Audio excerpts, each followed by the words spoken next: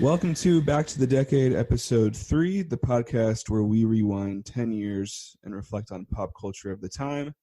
I'm Thomas Adams, joined by Nick Hoffman. Nick, how's it going? What's up? Good, man. What's up? Nothing much. It's, let's see, we've been in this quarantine world for like 2 months now, but I don't know about you. It feels kind of like 2 years. Yeah. Yeah, it does. And it also feels like time's gone by really fast as well. I don't know. It's weird. Yeah. It's kind of become a new normal almost. It's just sort of the way things are. Yeah, man. Just work 9 to 5 as best you can, and then cook food, take care of our pregnant wives. So Yeah, I think our wives are more or less on the same schedule in terms of the due date. For medical reasons, I think my daughter might come a little bit sooner. When's the last appointment that you guys were able to have? you mean like the last appointment before the baby comes? Yeah. I guess it'll be like end of July because the due date's August 10th. So yeah, it'd be like around, I think you guys have a date set at this point, right? So around that time would be our last appointment. Yeah, we're set for July 24th.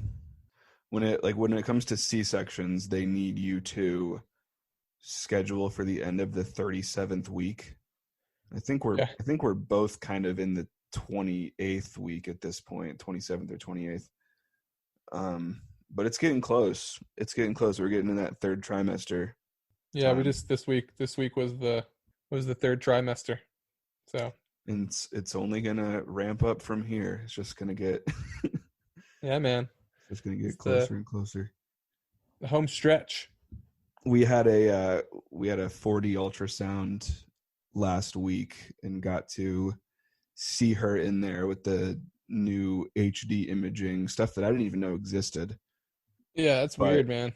It was something that Caitlin just kind of signed us up for, and this whole time I was thinking it was something through the doctor's office. I didn't realize it was just something extra that she wanted to do and, spent a whole bunch of money on. So here I am getting my first glimpse of what it's going to be like with father. It's kind of like a theme park ride. I know. Like you go to this doctor, this area that you don't really expect to go to, and you have no idea what to expect. Yeah, they kept doing. They wanted her to turn over because I guess when they're trying to get those HD images, they want a nice straight-on image of the baby's face. So the ultrasound technician kept tapping Caitlin's stomach, trying to get her to move, and he's like feeding her chocolate and wanting to get a better picture.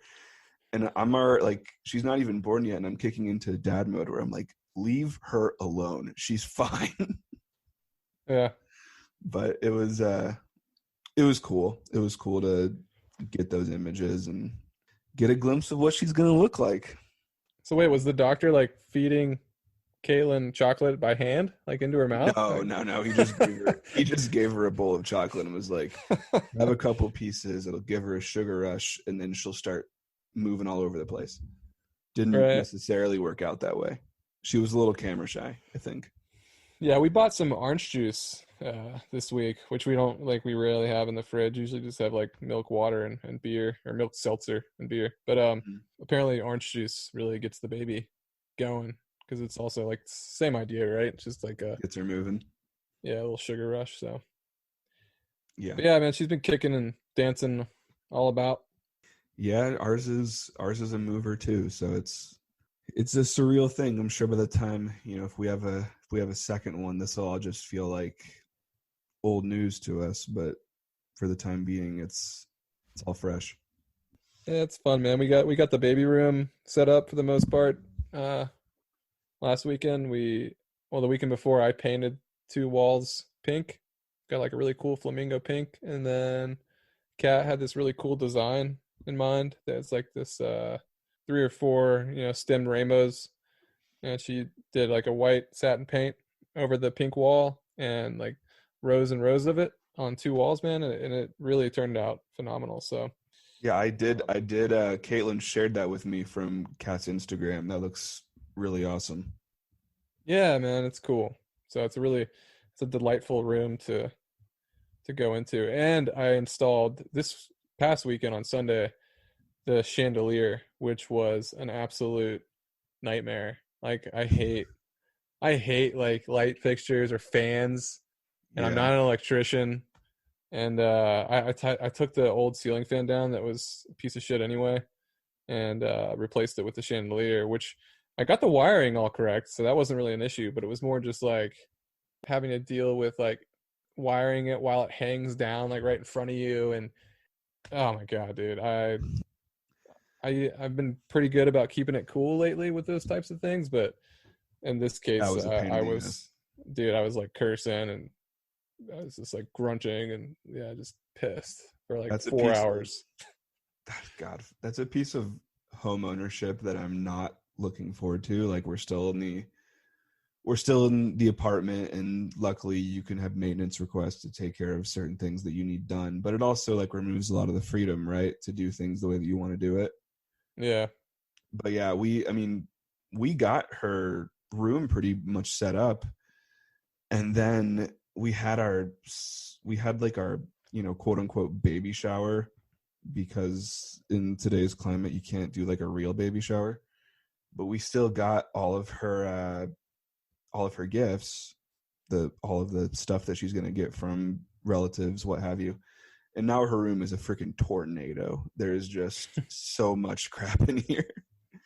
And I'm like, how, like, organizing it is something that I'm not even ready to touch. But it is, I mean, I at least feel well equipped because we have a lot of the stuff now.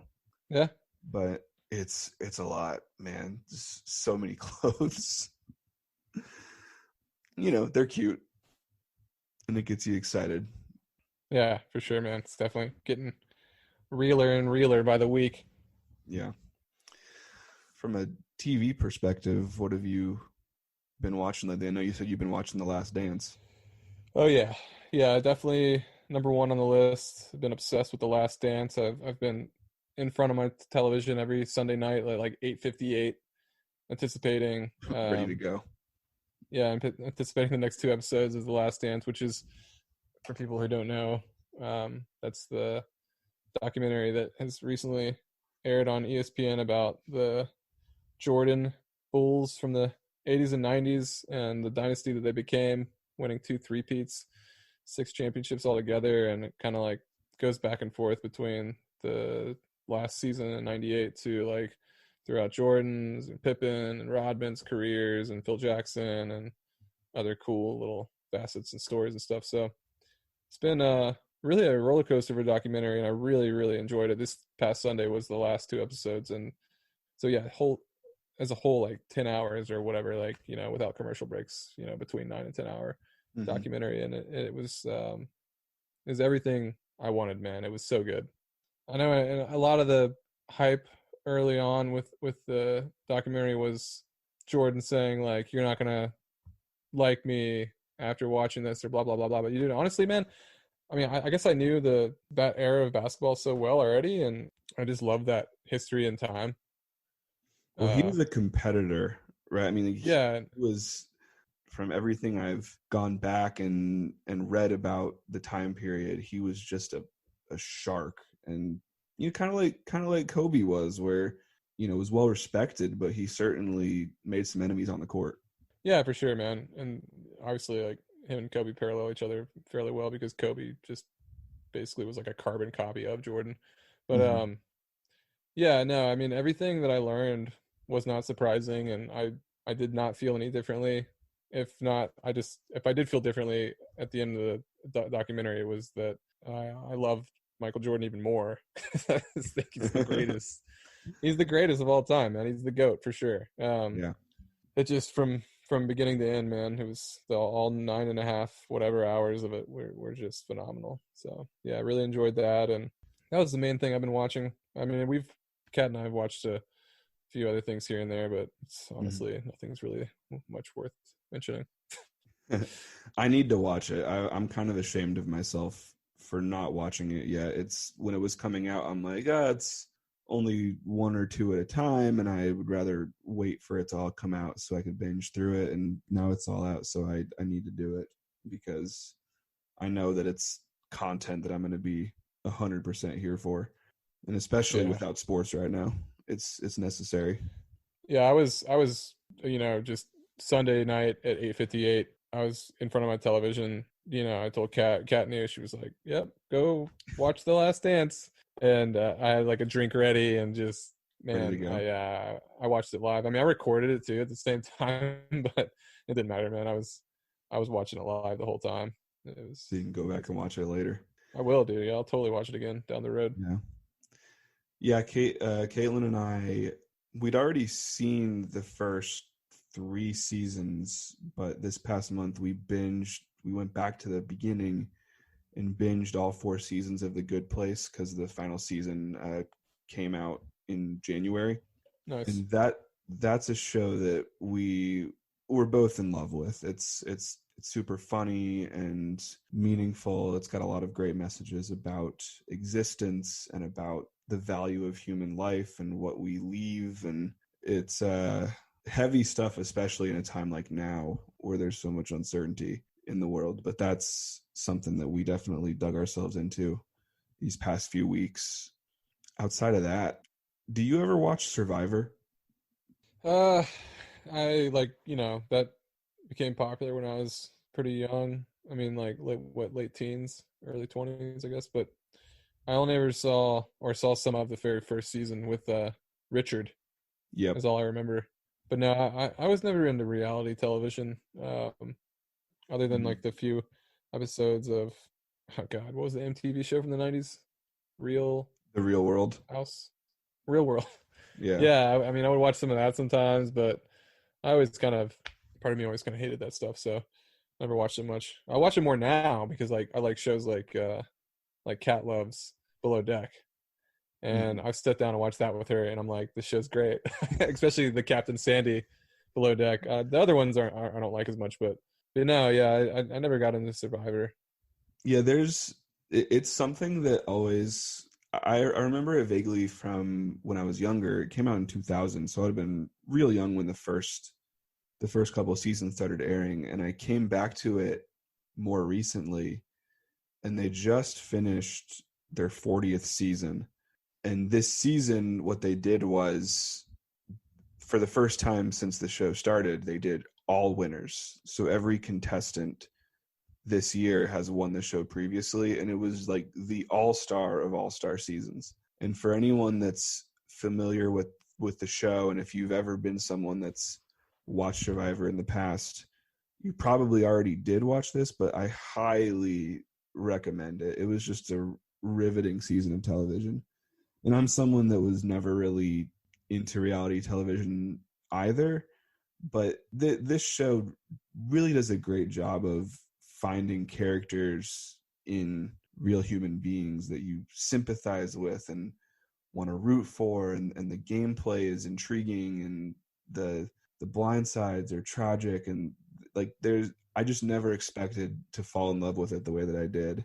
But this season of Survivor has been like my last dance. Like every Wednesday at 8 o'clock, I was there, ready to go. Friends and I were like, during the finale, we would FaceTime during every commercial break. Like, did you just see that?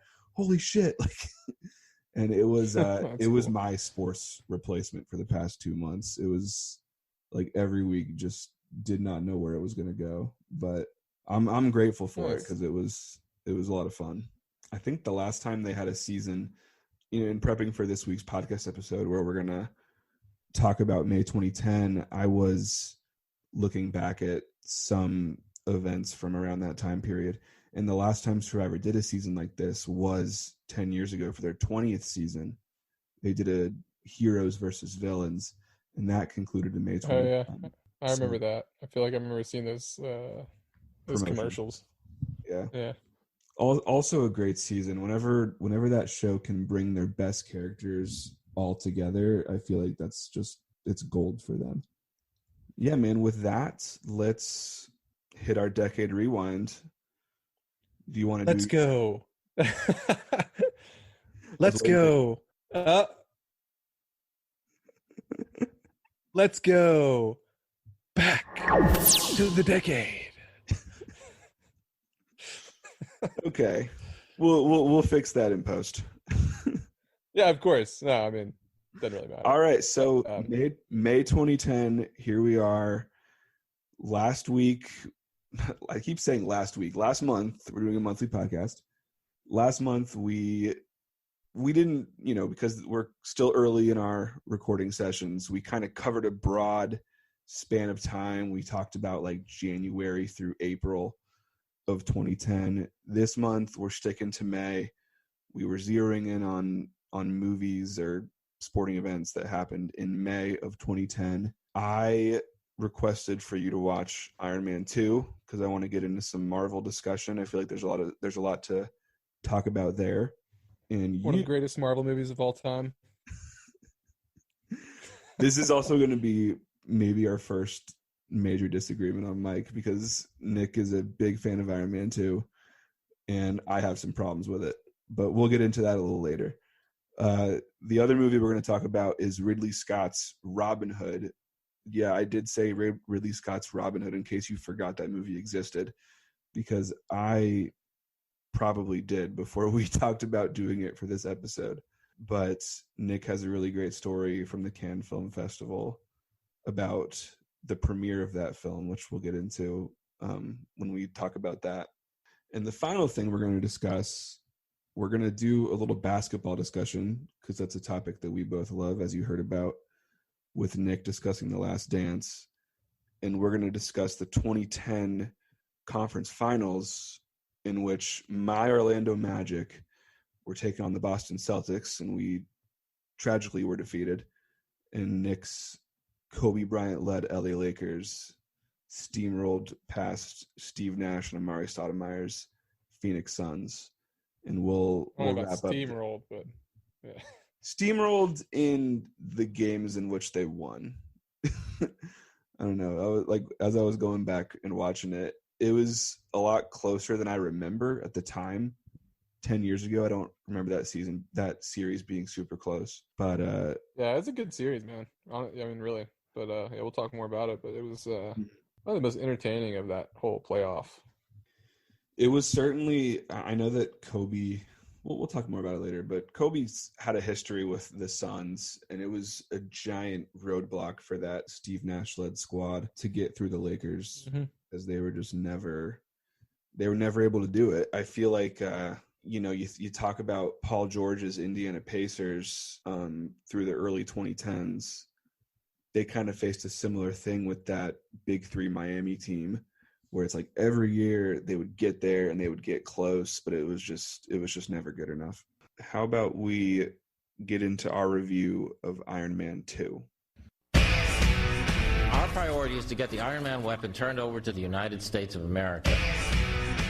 I am Iron Man. The suit and I are one. Bam! You can't have it. I want to make Iron Man look like an antique. Come on! Mr. Stark displays textbook narcissism. Agreed?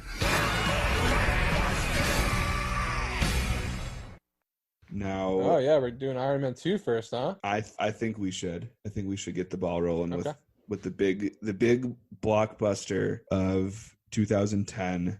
Obviously, Iron Man was a massive hit in 2008. That film ends with a very famous post-credit sequence in which Samuel L. Jackson walks out of a dark shadow with an eye patch, and he says, "Tony Stark, I'm here to discuss the Avengers Initiative." And comic book nerds everywhere rejoiced, threw their hands up in the air, and was like, "Oh my God, they're doing the Avengers." Marvel was basically calling its shot that they were going to have this massive cinematic universe. And at the time, I remember thinking, at least the general consensus was that it couldn't work, because nobody really thought that you could do movies like you would TV, where there was all these different storylines that were connected through different movies, but somehow it would all come together in the end. But here we are 12 years later, and they pulled it off and then some. probably the most successful thing in movies for the past many decades, I would say. I mean, since Star Wars, yeah, it's the Since Star Wars, yeah. modern day Star Wars for the next generation, you know. Yeah, it's a phenomenon for sure. And Iron Man 2 had a lot of hype because Iron Man 1 was well reviewed. A lot of people loved it, and they were anxious to see how Marvel was going to follow up their promise to start building this universe out and introduce the new characters. I remember at the time being a little let down by it. You have a different take though, so why don't you get started with your feelings on the movie? Yeah, I mean, you know, I honestly don't even know if I saw it in the theater. I can't remember. I want to say I did. If I didn't, it doesn't really matter because I do remember watching it for the first time. And I mean, I guess I was a little taken aback as far as it wasn't what I was expecting. It was a little more playful, a little more, I thought, risky because it wasn't necessarily moving forward much. It was more of like Tony Stark was stuck in this place and time in his life, and I quickly kind of fell in love even more so with his character than the first one because he was very flawed, and you see that in the first one, but you don't see it as much, in my opinion, as you do in the second one, where he's just like back to being this playboy Tony Stark. So I immediately loved like the kind of loosey-goosey feel of the movie with Tony Stark just embracing this rock star persona that was Iron Man, and kind of being the sex symbol, like party boy, but now everyone knows he's Iron Man, so he's doing it in the Iron Man suit. Right. So, you know, I love the drunk parties. It's just funny, man. It was a funny movie, and I think it's something about seeing someone with that kind of power and responsibility, and just being so like nonchalant about it. And he was just going through a phase, man, and it's Tony Stark's coming of age moment. And throughout the movie, he's finally starting to realize what he needs to do and how to do it and how to go about, you know, becoming really the hero that he's supposed to be. And like I like to say, it's his check yourself before you wreck yourself movie, which, you know, I was telling you about this earlier, and you don't get this. A lot of these superhero movies, like these characters don't get this kind of movie, man. Like the entire story was dedicated to his fuck ups. It doesn't really let up. And it's funny because I just watched the Beastie Boys documentary. That's something I mentioned earlier that I actually really liked. I watched the last few weeks, and that took place, you know, obviously early days Beastie Boys was like late 80s or mid to late 80s, early 90s. Tony Stark's Iron Man and Iron Man 2 is like his young Beastie Boys phase where they just party and they just want to have a good time and they don't want to take on all this responsibility. Then there's a moment after there's a scene in the movie where he throws a party for his birthday and he gets really drunk in the Iron Man suit, and I find it hilarious, and he like uses his pulsator weapon or whatever that like explodes like a lot of the room, and he's putting all these people's lives in danger, but they're all loving it, and he gets in a lot of trouble and he fights War Machine. But after that night, he's hungover and he's like hanging out in the middle of a donut on top of a restaurant, and a Beastie Boys song comes on. Like it's just the beat, and he's just in that donut hole, like eating a donut to the beat of a Beastie Boys rhythm, and then Nick Fury shows up, and you know has a talking with him. But yeah, man, is the movie a mess? 100%. It's a mess of a movie, but the thing is, so is Tony. Like, so is Tony Stark, and so is everything around him. So it's really him learning how to control the chaos. That's what I love most about the movie. And then I mean, all the performances are great. Like I love Cheadle, man. I love Rourke, even though his Russian accent is awful. I love Sam Rockwell. Cheadle's an upgrade, right, over Terrence Howard, in my opinion. I think. Oh my god, dude, yeah, absolutely 100%. Like Cheadle kills it as the War Machine. So much better than Howard. And then I love Rockwell as Justin Hammer, and you know I think Rourke is coming off like his peak from like what was like The Wrestler. So he lands a role like this, and Marvel movies don't have good luck with Russian accents because, you know, later down the road you have the Scarlet Witch. I don't know if you remember. Yeah. She does a Russian accent with Emily Olsen in what was that? Avengers Age of Ultron? Yeah. and it's awful. It was so bad that they basically tell her to stop doing the accent in the next movie, so she suddenly doesn't have an accent. And Yeah, I that's guess they one of didn't learn their lesson the first time with Mickey Rourke, because I mean, even though he's great because he's Mickey Rourke, but his Russian accent is it's one of the worst things. It's one of the worst things about the MCU is Elizabeth Olsen and Aaron Taylor Johnson in Age of Ultron as the twins, the Scarlet Witch and the Quicksilver. And God, the accents are just they're a mess. And I think it was a smart move to just tell her to stop it in the next movie. But I actually, but yeah, man, like I said, movie is a mess, but so is Tony. I like that read on it because I really enjoyed that narrative. Yeah, Marvel is such a well-oiled machine that they don't let the movie just be a mess anymore. Like if a Marvel movie's not good, then it's usually kind of boring. I think this movie, what rubs me the wrong way about it, and I certainly upon rewatch I did not dislike it as much as I did the first time that I saw it, but I think that it lacks a lot of the subtlety that I liked about the first movie. I mean, like you were saying, like this movie is just Tony being Tony. It's just completely obvious how much of a fuck up that he is, and as much of an asshole as he is throughout the movie, it just kind of lets him off the hook. He he's got the whole thing with the blood toxicity situation, so it excuses it in a way, in that it's trying to tell you, he believes that he's dying, thus it kind of explains the behavior in a way that tries to justify him just being an asshole. And you're like you're not an asshole. I thought the whole point of the first movie is that you realized that this whole life you've been leading was wrong, and you had this humbling experience where you were a prisoner in a cave for months and months, and you grew as a person, and now it's like trying to have its cake and eat it too. And that's what kind of bugs me about it, because they keep doing Iron Man movies and they never let it go, the whole like Tony Stark trying to reconcile with his own narcissism versus the responsibility of being a hero. Right. And what's interesting with Iron Man 2 is that rather than just being a hero, he's having to think about this quote unquote Avengers idea and what it would mean to be a representative of the very best in society, because that's what the Avengers is trying to be. It's Earth's mightiest heroes. It's the protectors of the universe. And he's like, I'm just some fucked up narcissist. Who am I to hold that mantle?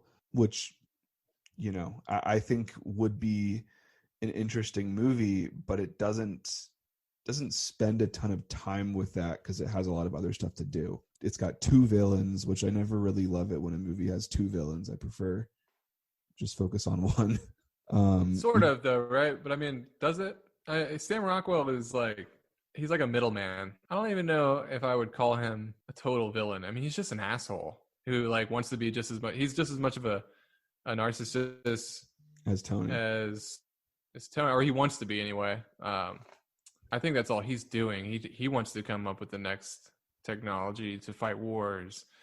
So like, yeah, I mean, he is a bad guy for sure, but like Whiplash is obviously the main bad guy who wants revenge on Tony because he blames him for the suffrage that he's endured in his life and his loss. Right. But you kind of sympathize with Whiplash a little bit. I mean, he's just a dude trying to live life, and he gets interrupted horribly by that.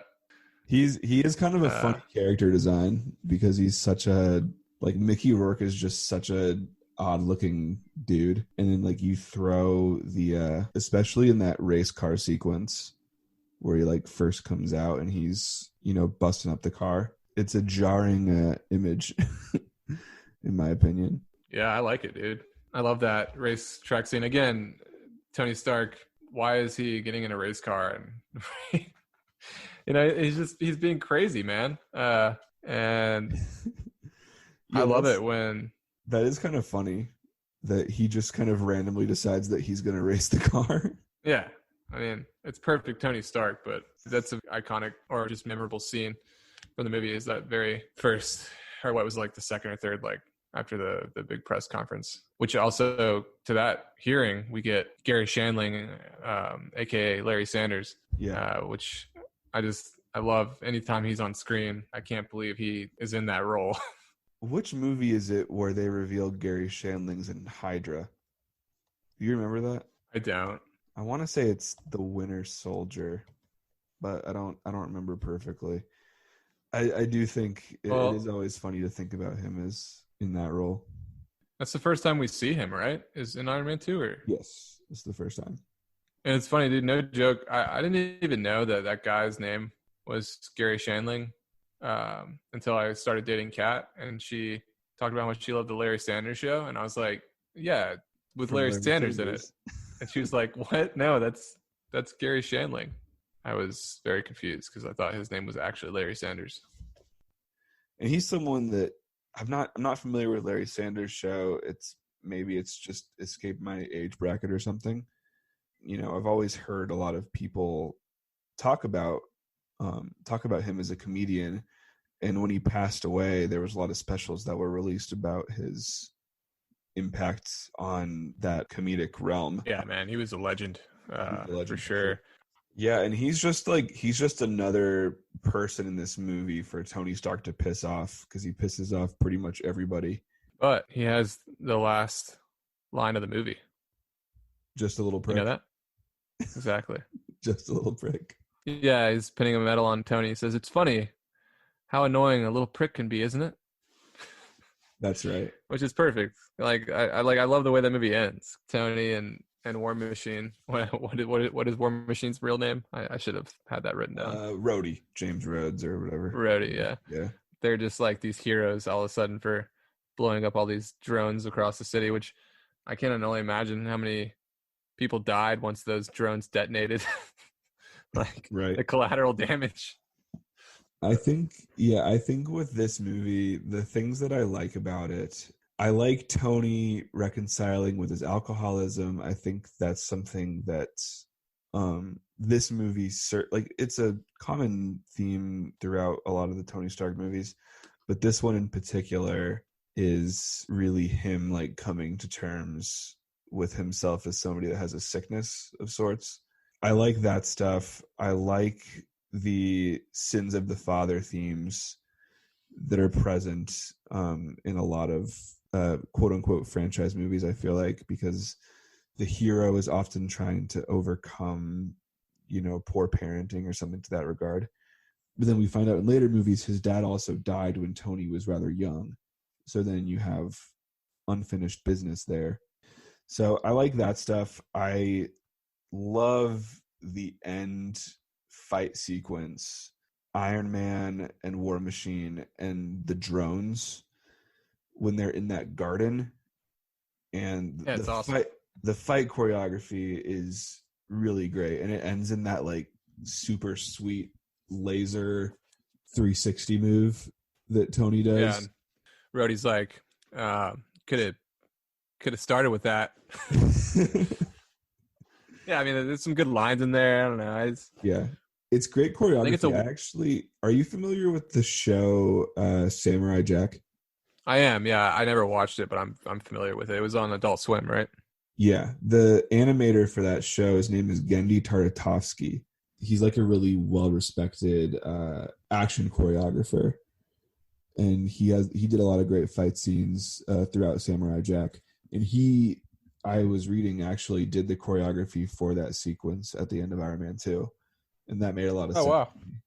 It made a lot of sense to me because it's so like kinetic and unlike a lot of kind of stale fight scenes you might get in a Marvel movie.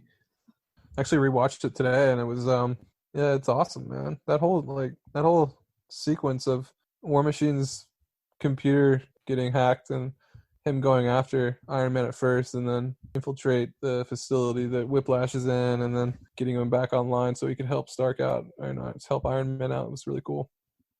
Yeah, I like the third act of the movie The stuff that I don't necessarily like are the extended cinematic universe attempts they're trying to make, because we're kind of early in the MCU rollout, and the stuff with like Nick Fury and the Scarlett Johansson character doesn't necessarily work for me, because those characters just kind of show up and they don't necessarily have a point in this movie, and you're going to figure out what their deal is later.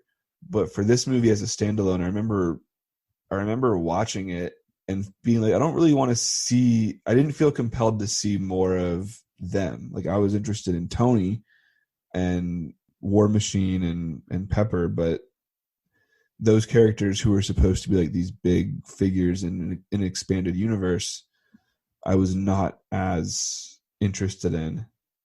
There's another funny thing that I took note of, which I think this is the thing about criticism, is that I like, when I noticed this, it kind of made me laugh. And I think based on your read of the movie, you're going to find this quite funny. But you could kind of look at it as where when Nick Fury enters, probably like an hour in, it's like 45 minutes to an hour in at the donut shop. Yeah, sounds.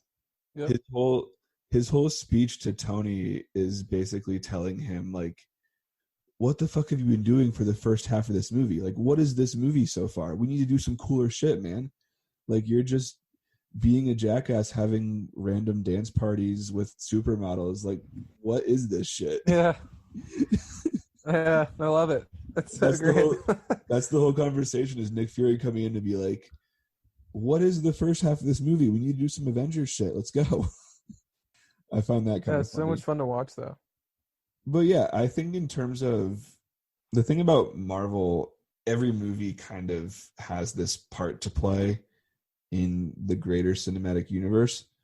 And Iron Man 2, I do think kind of exists nicely as its own thing. It's not something that you need you don't need the rest of the universe to make it work.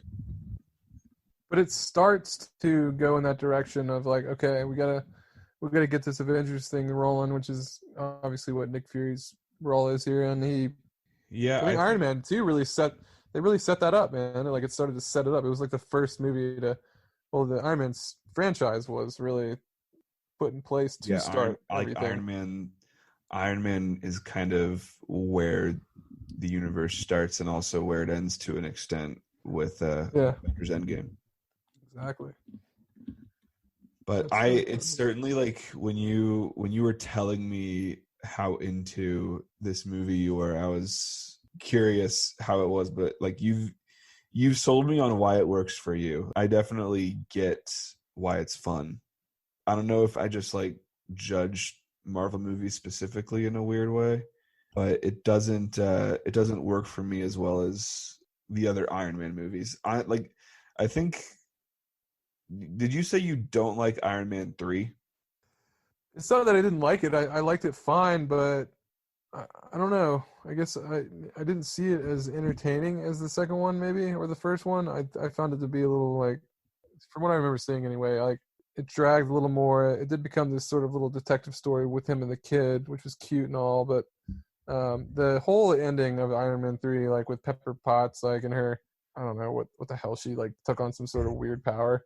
I hated that, dude. The ending of that movie was so stupid. So I think that really took away what was great in Iron Man 3, and where Iron Man 2 was just this like playful, like funny superhero movie, where Iron Man 3 just took itself way too seriously. And then that ending with Pepper Potts, who I really don't care about her character that much. I mean, she's fine. Like, I like Gwyneth Paltrow. I like Pepper. I understand Pepper Potts' role, but her becoming like a like superhero, I don't buy it. I don't like it. I mean, I think both Iron Man 2 and Iron Man 3 are a mess, but they're a mess in their own unique ways. And how you feel about that mess is kind of dependent on the person. So for you, I think the Iron Man 2 mess of, we're just taking this with reckless abandon, and it's the quote unquote check yourself before you wreck yourself movie, like you said. Iron Man 3 is, in my opinion, the Tony Stark Freudian analysis movie where he's going through massive PTSD as a result of the events of the Avengers. And the dude's just like, after his whole home gets destroyed and he's just like walking around the middle of nowhere back to basics with his little, like the famous line from Iron Man 1 where Tony Stark built this in a cave with a bucket of scraps, and it just like sends him back to that origin where it's just him in a little box of scraps in the middle of nowhere trying to figure shit out, and he's doing like hardcore psychoanalysis in the process. I was super into that. I depend on the individual, I think, but it's definitely an interesting franchise in the regard that it's just like 3 wildly different movies. Yeah, for sure. We can both agree there. Well, let's close out Iron Man 2 on that note, and we will go into our second review, which is Ridley Scott's Robin Hood. Your father was a visionary. What did he see? That kings have a need of their subjects. A dangerous idea. You are your father's son. The laws of this land enslave people to its king. For that incitement to cause unrest, I declare him an outlaw! Are you ready to be who you are? Yes.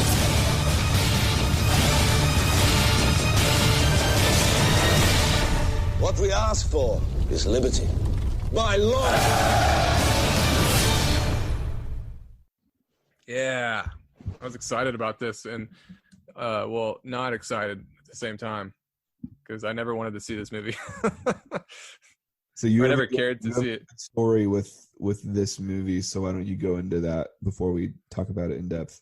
Yeah, so in 2010, in April, I believe it was April, I was at the Cannes Film Festival because I was going to Georgia State at the time, and I had applied for this like student, what would you call it? It was like a student film sort of group where you still had to pay to go if you wanted to do it, but you had to submit a video and you had to do an interview in order to get accepted to go on this trip with other students from across the world. And it was I think it was called Real Idea Studios. And yeah, man, I basically interviewed to go onto this team of students from across the world to Cannes Film Festival, and they ended up picking me and a bunch of other wonderful people to go. And for 2 weeks, I was in Cannes, France, and at the festival, and it was incredible. One of the most amazing moments of my life.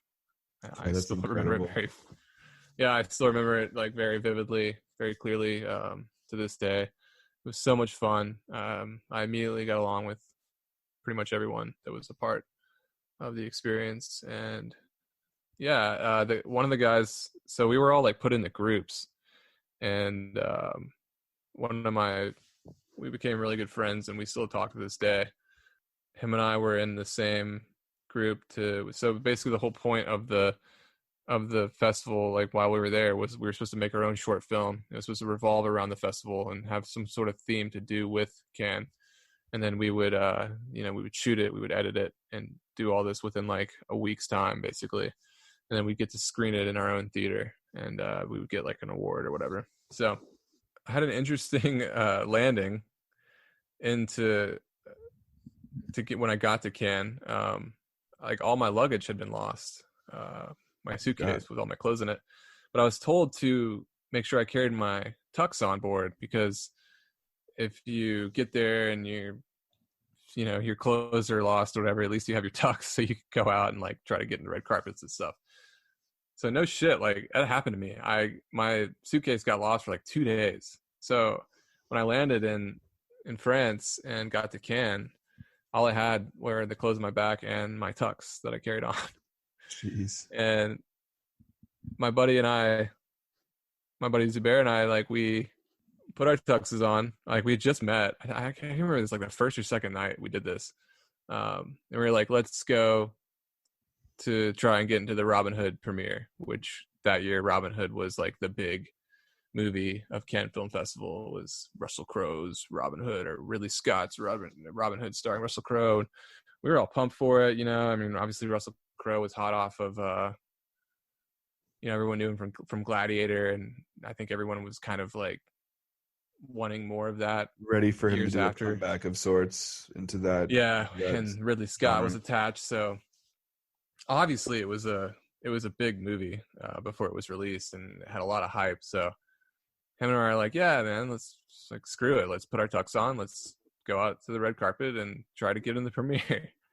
And that proved to be very difficult, and we did not get into the premiere, but we did get into the next, or actually the best thing after, because we met a guy from, it was like Entertainment Weekly or like Entertainment Tonight, like some sort of magazine to do with EW or something.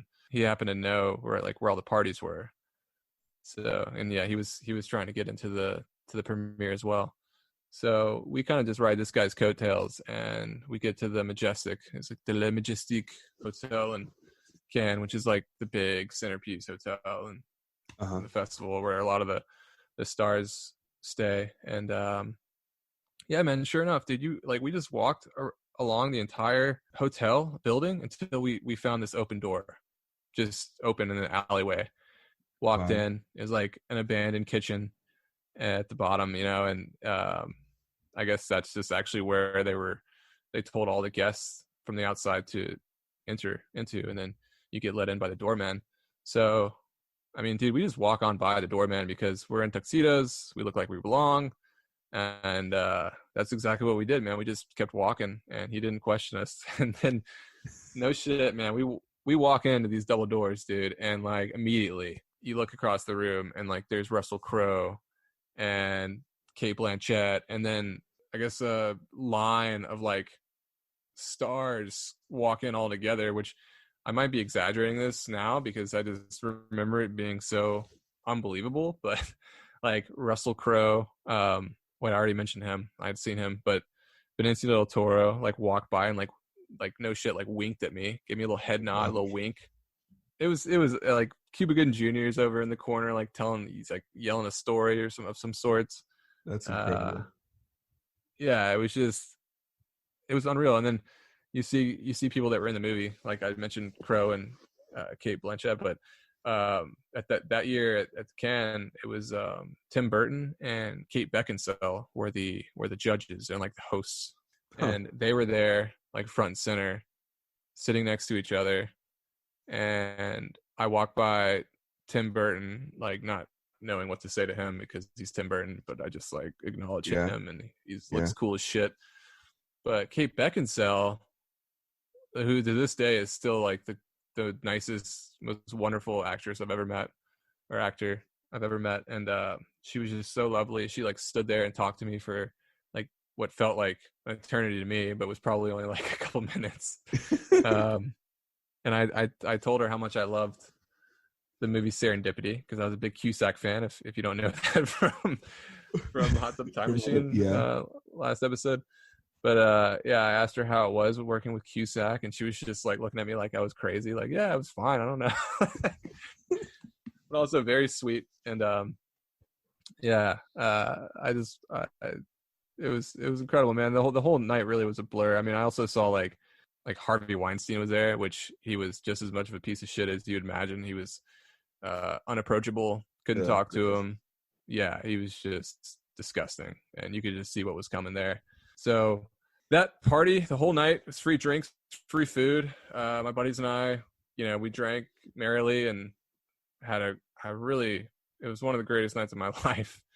And having not seen the movie, obviously that didn't matter at this point, because honestly, it wasn't getting very good buzz anyway. So we knew by the end of that night that was true. And then the experience of the after party was all that mattered. So finally, after leaving that party in the wee hours of the morning, 10 years later, I finally watched the movie. and you know, it wasn't that bad. It wasn't as bad as I thought it was going to be. But yeah, was the spirit in the room at least good? Like where? oh yeah, man. Yeah. You know, thinking back too, because They the weren't cast. sitting there thinking that they fucked up or anything. No, dude, no, not at all. And you know, dude, the cast of this movie is incredible. Really, like It's a deep cast. you got Russell Crowe, Cate Blanchett, Matthew McFadden, and which if he was in the room, I would never have known because I didn't know who this guy was. Not even like a couple years ago. Time, yeah. If you're a big Succession fan today, he's fucking Tom, Right. and he's like one of my favorite characters of the show, even though he's a complete piece of shit. He's hilarious and perfect for the role, and he plays Sheriff of Nottingham, Yeah. which is such a perfect role for him. He may have been in the room. I wouldn't have known who he was at the time. Well, same goes for like Oscar Isaac too. Like I don't think at the time in 2010. I'm not No, sure yeah, who he a was. young Oscar Isaac, William Hurt's in it. Yeah. Mark Strong. Mark Strong's real kind of a popular actor now who plays Godfrey. Right. And oh my god, and Leah Sado. Oh my goodness! Like at the time, like I already had a big crush on her from her movies like Blue is the Warmest Color, and she ended up being in so maybe not at the time. I probably discovered it a little later. What was it? She was in Ghost movie Protocol. Too. Yeah, Scepter. She was in Scepter. I think she's been such an incredible presence on screen always. Like she has such a great, very distinct face. You know, yeah, just her eyes are like piercing, and I just find her she's just like a lovely screen presence. Yeah. But I if she was in the room, I wouldn't have known then. But yeah, just an unreal cast, man. So no, the tone in the room was great, man. It was a party. It was like no one cared about anything else. Yeah, because the movie ends up flopping a little bit. I remembered it being a bigger flop. I think only because it costs so much damn money. It was $200 million budget on this thing, which is crazy to think about because today Robin Hood, what is ostensibly a Robin Hood prequel, would not get that kind of budget in today's Hollywood. Just with like superhero movies or franchise stuff is pretty much the only thing that gets that kind of attention. And this is a movie that made a good amount of money overseas, but in the US it kind of flopped. I'm not even sure it hit $100 million in the US. Yeah, I think initially it may have done well. I mean, fairly well, but I think it quickly was known that it wasn't very good, so it didn't continue any sort of success that it may have had in the beginning. Yeah, and I think ultimately, I think the movie is a bit of a marketing trick because it's called Robin Hood, and the poster is Robin Hood with his trademark bow and arrow, and you think I'm gonna get a Ridley Scott helmed, Russell Crowe led Robin Hood movie in the vein of Gladiator that's about this legendary outlaw who steals from the rich, gives to the poor, and that's what I'm getting myself into. And then when you watch it's not that at all. It's the movie literally ends with Cate Blanchett saying one of the most fuck you lines to audiences that I can remember, where she's like, and the legend begins, cut to black. The legend begins. What the hell was I watching for the past 2.5 hours then? Dude, and amazingly, I had no idea in watching it. I didn't know it was going to be this origin story / prequel to Robin Hood. So yeah, through most of the movie I was kind of confused. I was like, wait, why is he calling himself Robin Longstride? Why? What?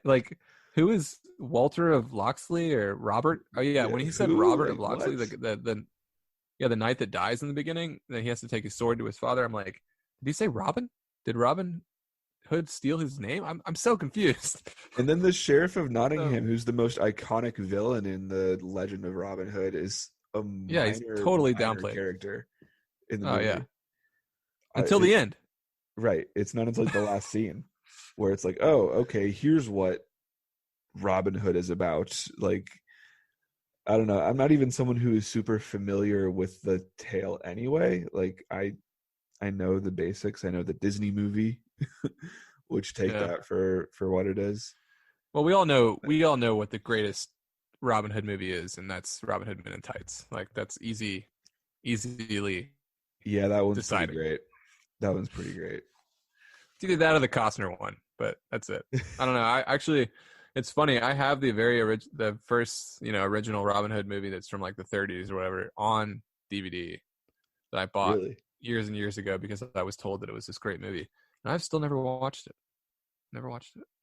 I think I tend to not draw myself towards that genre anyway. I'm not overly interested in medieval times. I was resistant to Game of Thrones for the longest time because I'm not really into that sort of period piece. And Ridley Scott has done a lot of them. He's done Gladiator. He did, obviously, this movie. He did a Christopher Columbus movie. He's done a movie called Kingdom of Heaven. That was a medieval times film with Orlando Bloom. He did a biblical epic from Exodus. Like, he loves this time period. And I like Ridley Scott, but I prefer the Martian, Alien, stuff that's more of that vein with him. Yeah, I don't know. Like, I don't know who's asking for these movies. Like, who wanted this Robin Hood movie, or who wanted any of those evil or medieval time movies that he makes? Yeah, they're just all. They got to be passion projects at this point for him, right? Because he can make whatever he wants. Yeah, that's the thing about when you're super successful, you can just do whatever the hell you want and they'll give you money for it. And I think that they're seeing like how successful Gladiator was. And well, if you can do Gladiator 2, but with Robin Hood's at least a well-known name and it'll be super dope. Like, let's go all in on it. But I'm wondering if I really want to know, did anybody at the studio that produced this movie and funded it for $200 million read the script? Because I can't imagine to get the same reception if they realize that he's not even going to say the name Robin Hood until like the last 3 minutes. But nothing's really. The only Robin Hood moments in the movie are like that one scene in the middle where he's at this point he's in Nottingham and acting as if he's Robert Locksley. Yeah. And little henchmen from the king like steal all the seed and take it, and then they like go and ambush him, Robin Hood and his boys, which was a really great scene, which is what you would expect for the whole fucking movie, is this stuff. And it happens for like 3 minutes on screen, and you're like, that was awesome. Are we gonna start seeing more of this now? And then no, you don't see any more. And then they like go into this strange war on a beach, and then before you know it, there's only like 20 minutes left, and you're like, what the hell? Like, how can you wrap this movie up? And like, honestly, by the end, towards the end, I was like, I want more of this movie. I need more. I need this story to be expanded. I want to see what happens like after all this is settled, because then that's when you're gonna really start getting into the whole Robin Hood lore. But like, I don't know. I guess that's why this movie had a lot, kind of a longer director's cut, which I didn't watch. I watched the theatrical version. Yeah, neither did I. Yeah, man, I don't know. It was a mess. I think I would have watched a movie that was the last 20 minutes. Like, if that beach scene is your opening scene and then we get what happens after that, I'm down. Because I'm not sure if you've ever seen the John Wick trilogy, but this movie basically ends like John Wick Chapter 2, where John Wick is a fucking outlaw and everyone needs to kill him, and it's going to be John Wick on the run against people. And you're like, oh shit, what's going to happen? The movie cuts to black, but they at least knew we were getting John Wick 3. And John Wick 3 came out, and John Wick 3 gave us all that awesome shit that was promised. And Robin Hood 2 never came. So at the end, we're like, this whole story about how Robin Hood is now an outlaw on the run, you know, doing a bunch of vigilante shit. That's a cool movie we're never gonna get. Like that sounds I know. fun to me. I guess yeah, there was supposed to be a sequel, I guess. I had no idea. Yeah, they wanted to do a sequel. But well, you know what would be amazing though? Because now Succession's happened and, you know, Tom's more relevant. We could do this. We could do a sequel. Let's like petition for this to happen, man. Like bring like Cate Blanchett looks fucking incredible still, like maybe even better now than she did then. I think the problem Russell Crowe is yeah, that's the real problem. challenge. Crowe's the challenge, man, because he's looking a little rough, but he's still got the charisma. Maybe he's just set in the woods a little too long, and there's a whole scene where he, you know, gets back in shape or something. Like him and Maid Marian have a little falling out, and they pull it back together for a sequel. That's another aspect of the movie that just I did not think needed to be there, was the whole romantic side plot between Robin and Lady Marian. I'm like, I didn't need the romantic story. Like, first of all, it wasn't all that well developed. I didn't think. It's just they're two beautiful people making out, so of course producers are going to want that. But narratively, I don't know if it was even necessary. You know what though, man? We could recast this thing. We could get they you know, tried, man, and it was, you know, it'd be perfect. No, not that. Like, I'm still talking in the same Cineverse universe, whatever. Ridley Scott's Robin Hood 2, starring Ryan Gosling as Robin Hood. Like, just forget Gosling. Crow was fine for the movie 10 years ago. Bring in Gosling. That's his nice guy's buddy. Like, he'd be fine with it. Gosling could take over the role. Emma Stone for Lady Mary. Yeah, exactly, dude. Fuck yeah, Emma Stone.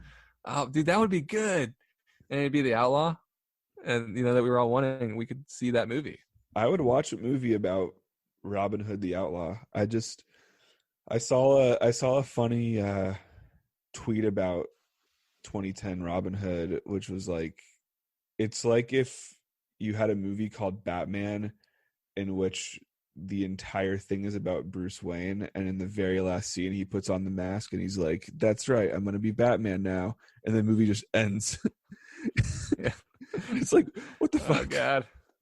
Yeah, it's so bad. No, like, come on. But yeah, I mean, I did think, I thought it would be worse than it was. It's not a bad movie, it's just kind of boring. Yeah, I mean, there's some good fight scenes.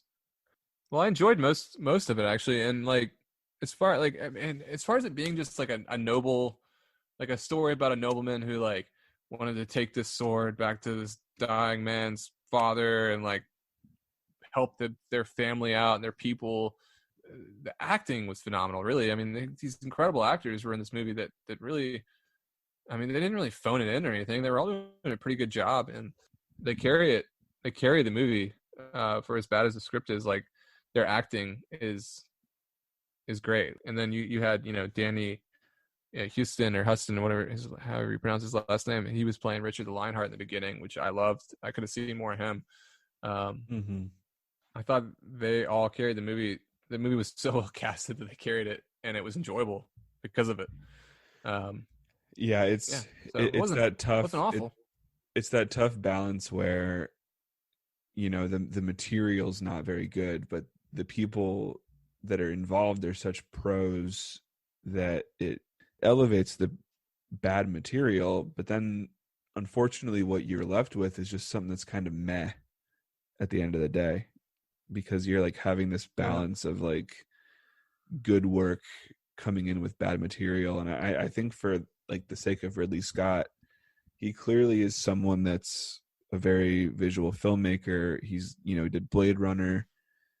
He's, you know, got a great history of just visually striking films. And he was definitely trying to do that with this movie. Like that scene at the beach has some great visuals, and he's so focused on detail and making the period seem accurate and creating this world. And I think he does that, but in doing that, he short shrifts his characters a little bit, and they're not given a whole bunch to do. And it's a shame for those actors because they are so good, but they're just kind of left without a ton to cling to in this script. Oh yeah, let's not forget about the weird children in the woods with the horror, like the, what is this, like the stranger mask on. Like that's so, like, oh yeah, that's so weird. I think I blocked that out. And and you know who those kids are, man. They're like because this plays a big part in the Kevin Costner Robin Hood, where these like, outlaws live in the woods, and that's who becomes Robin Hood's like, team, the Merry Men or whatever. Yeah, but in this version, they were just like creepy children wearing like leather face masks, like poaching and creeping on the townspeople. Yeah, it was definitely bizarre. Definitely bizarre. So I think we're both pretty mixed on Robin Hood. It's worth watching for that story you got to share, I would say. And there's worse movies out there. Yeah, man. It was a movie of the times, What are you gonna do? It was May. It was May. And I'm excited for later in the summer. We're gonna get some good shit as the summer goes on. Dude, you know what came out this month in May? Nothing. In 2020? Nothing. So I'll take Robin Hood. I'll take Ridley Scott's Robin Hood starring Russell Crowe, Cate Blanchett any day. When we wrap our recording, I'm gonna go watch the new trailer for Tenet that just dropped, and then I'm gonna cry when the trailer ends because I'm not sure when I'll ever be able to see it. Yeah, man, it's not looking good. It's not looking good. Nolan really wants that to be the first movie to open theaters again, but it just is not going to make any damn sense. Yeah, I read about it. It's no point, man. Just got to push it. They're not going to make any money. Like, even if you fill theaters to 25% capacity, it's just not going to make any money. But I can wait. I'll wait a little bit longer, and it'll be worth it. Let's table the movie discussion. Let's talk some basketball before we sign off here, because we didn't watch full games or anything, but we watched some highlights for the 2010 conference finals. Well, we watched full games just 10 years ago. We watched them 10 years ago, and we used the highlights to refresh our memories. It's a time that I, as an NBA fan, remember quite vividly, because as an Orlando fan, we don't get a ton of opportunities to be relevant, and this was the tail end of our Dwight Howard run. And we'll start by talking about Magic Celtics a little bit. That season was our best regular season that we had because we traded Hito Turkoglu in the offseason. He was a great asset for us in the 2009 finals run where we lose to the Lakers. But we trade Hito Turkoglu and we get Vince Carter. And he's a great addition for us and really boosts our offense in the 2010 season. We get in the playoffs and we enter this Boston series on a 14-game win streak. Literally, it had been 6 weeks since we had lost a game. We swept the first round. We swept the Atlanta Hawks in the second round, and we're just like cruising through. Home, hosting the Celtics in the conference finals, looking to make it back-to-back. And then we come up against that big three, and they were just too much for us to handle. Do you remember much about these teams back then, the Magic and the Celtics? Yeah, absolutely, because obviously the Lakers played the Magic the year before, and the Lakers won. But, I mean, they were a good team then, and then they had all that much more to prove in the following season, 2010. And then, obviously, the Lakers lost to the Celtics in 2008, and they were still really good. and both teams scared the shit out of me because, well, one, the Magic wanted to get back in the finals to rematch the Lakers, and like you just said, they were on fire, playing so well.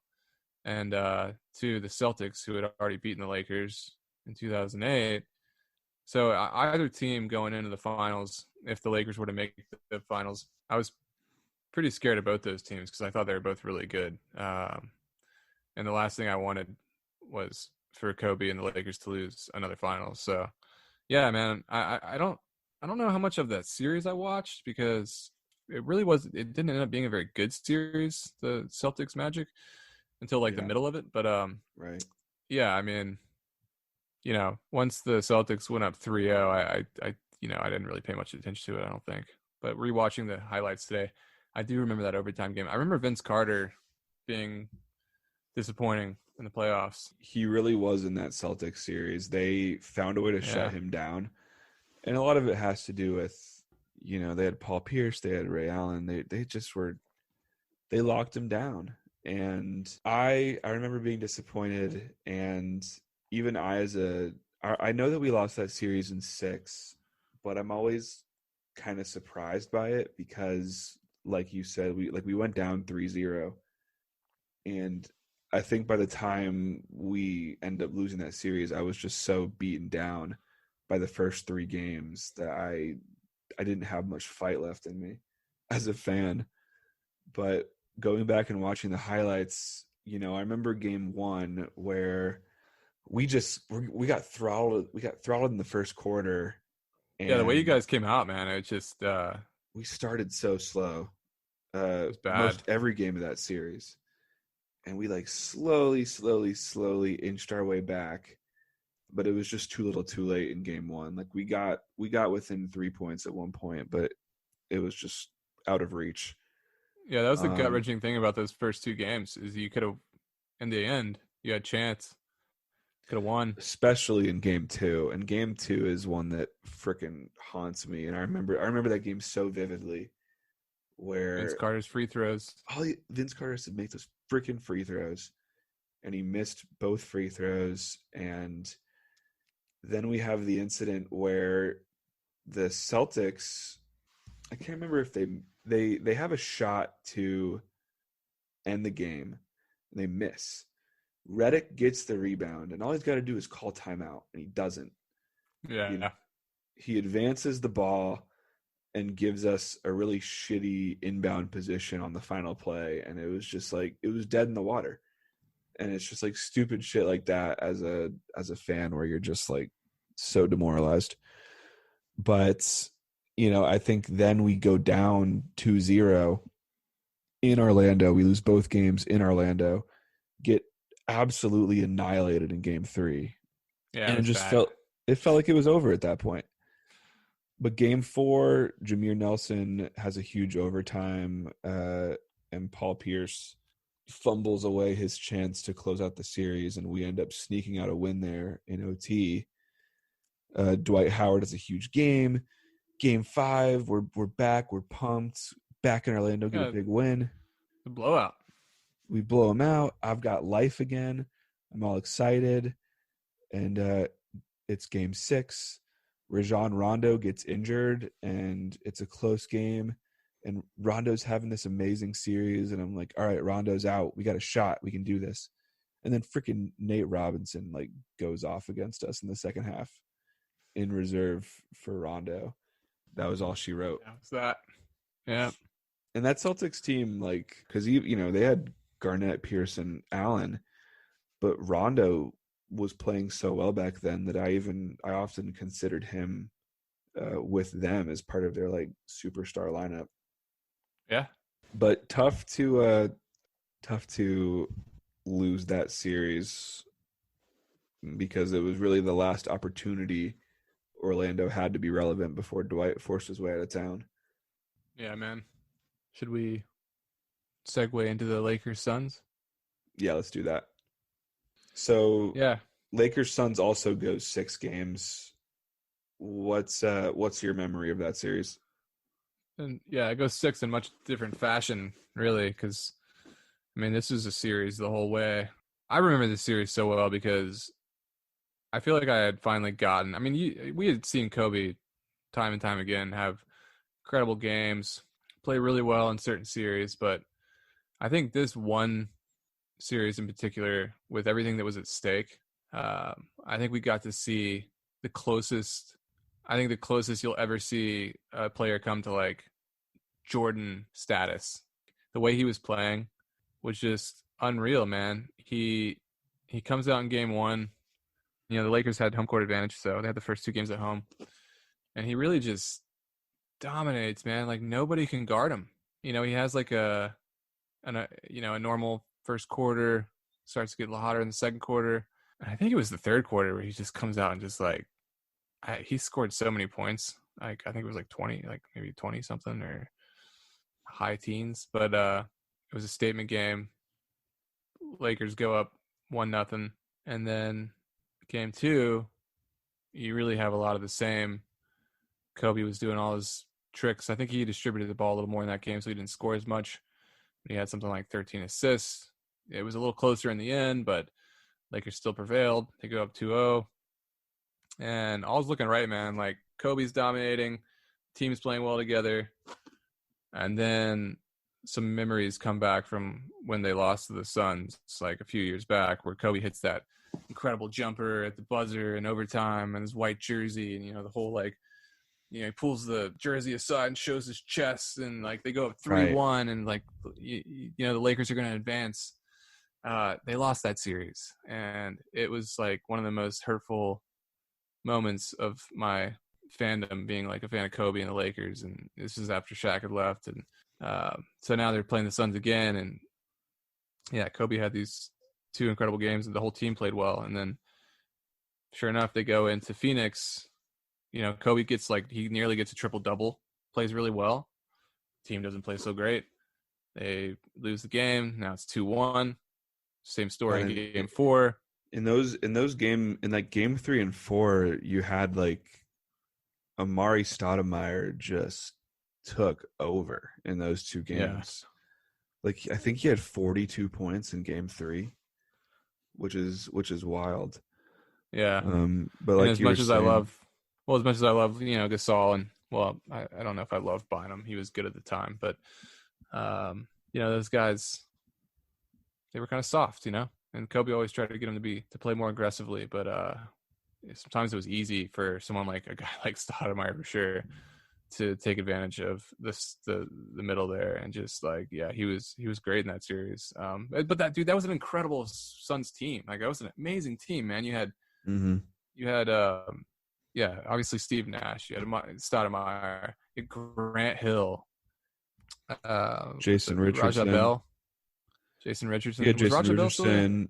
I don't think they had Bell that season, but they had Leandro Barbosa. Okay. They had Barbosa off the bench. Barbosa, yeah. Channing Frye, Jared Dudley, I think Robin Lopez. It was a solid team, and obviously with Nash and Stoudemire as their 2 best players. Looking back at that series, Steve Nash was kind of quiet. He didn't have too many games that series where he was making his presence all that felt. You know, certainly I would say like he facilitated the success of Stoudemire, but when you've got a defender like Kobe, he's great at taking away your best option. Yeah, he was, you know, Nash was doing his normal assist distributing and all that, but I think he struggled a little bit offensively. So the Suns end up tying the series, you know, after those 2 games in Phoenix, and Kobe has near triple doubles in both those games, but like the team just couldn't pull it out. I think they lost pretty close to the same kind of score in both those games, like around 11, 12 points. But and then, you know, you have game 5 in LA, series tied 2-2, and both teams actually played really well. And Nash was actually, that's one game in rewatching the highlights, like Nash was actually like, he was hitting shots. Yeah, this is the pivotal game, right? Is this game 5? Oh yeah, it comes down to the wire. Yeah, dude. At the very end, you have so if the Phoenix Suns had struggled that whole series to get offensive rebounds, man, and for some reason, in the last like 10 seconds of the fucking game, the Suns jack up 3 threes in a row. Like they get 2 offensive boards. Nash shoots up a 3, misses. Someone else gets the rebound, shoots a 3, they miss. And then I think it was Jason Richardson who like banks in a 3 with like 3.5 seconds left. And I can't even imagine what I was feeling when that happened. I'm sure I was just absolutely distraught, so mad. Yeah, because I saw this happening again. I was like, are they really going to choke again against the same effing team? And then they're gonna go into Phoenix and probably lose Game 6 or some shit. I was fuming, dude. So I was like, they gotta win this game. They gotta find a way to win it. I know they just gave it the lead, but they gotta find a way. And then sure enough, 3.5 seconds, I'm thinking in my mind, like, this could be a great Kobe moment. He's gonna get the ball and make the shot and win it at the buzzer. They're gonna go up 3-2 and going back to Phoenix. And Kobe did get the shot. He did put up the shot, and it airballed into Ron Artest's hands, who gets the fucking point at the basket of the buzzer. Like Ron Artest. Yeah, dude. And the putback, that was from the game. The putback from Meta World Peace, who had 2 points the entire game before that moment. The ball just kind of falls into his hands, and he throws it back up, and it goes in. It was a wild game. Yeah, and it was his. I mean, it's because of him and that shot that. I mean, who knows what happens if the Lakers go down 2-3 in that game?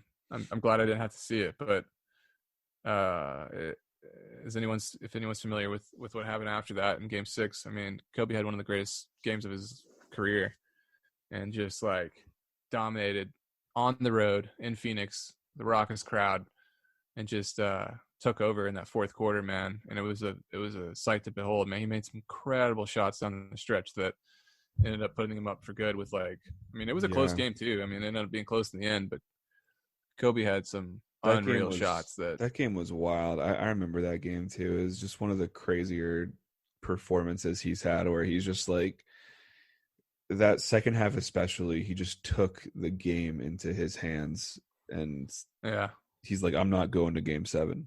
It's over. Yeah, and I'll say to this day, man, like, there could be all those arguments about like the GOAT, who's the greatest of all time, and obviously, like in my mind, it is Michael Jordan, of course. Like that's the obvious answer. But I think Kobe is the greatest when it comes to when he was hot, dude. When he was like on a streak of making shots, he could not be stopped. He was greater than anyone that had ever played the game. When it came to like, if he was on fire, that dude could like throw up a shot from his back on the floor, fading away, and it would go in. It was like some of the most incredible athletic performance. Yeah. I mean, it would happen. It wasn't just the playoffs, man.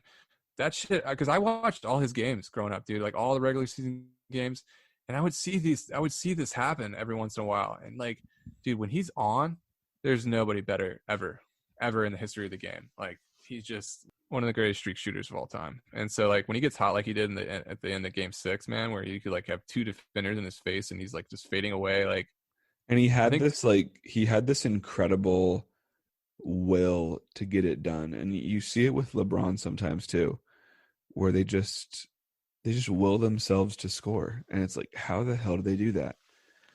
And I think even the shot that he actually makes at the end of Game 6 to like seal the deal, it was almost identical to the shot that he airballs at the end of Game 5 that Ron Artest ends up catching and putting in. And he had 2 defenders in his face. It was even more defended, and he makes it like no problem. So it's almost like he had practiced that same shot, so he could have it again and make it again, or actually make it this time. So I love it. Yeah, and we'll talk a little bit next month about the finals itself. That series goes 7 games. It was very defensive, if I remember correctly. Like, yeah, those teams were scrappy. Yeah, man, I had a good time rewatching it.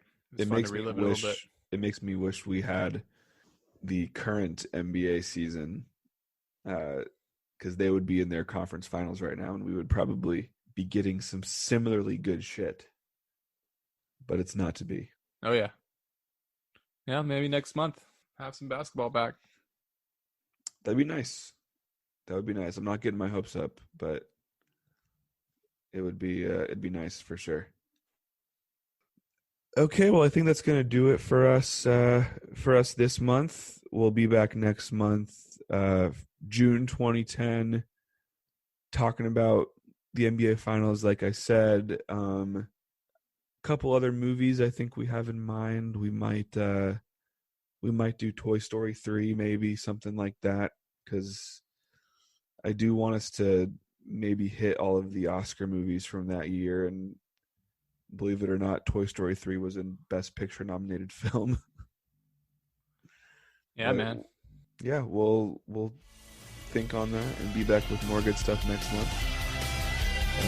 Until then, we'll see you next time.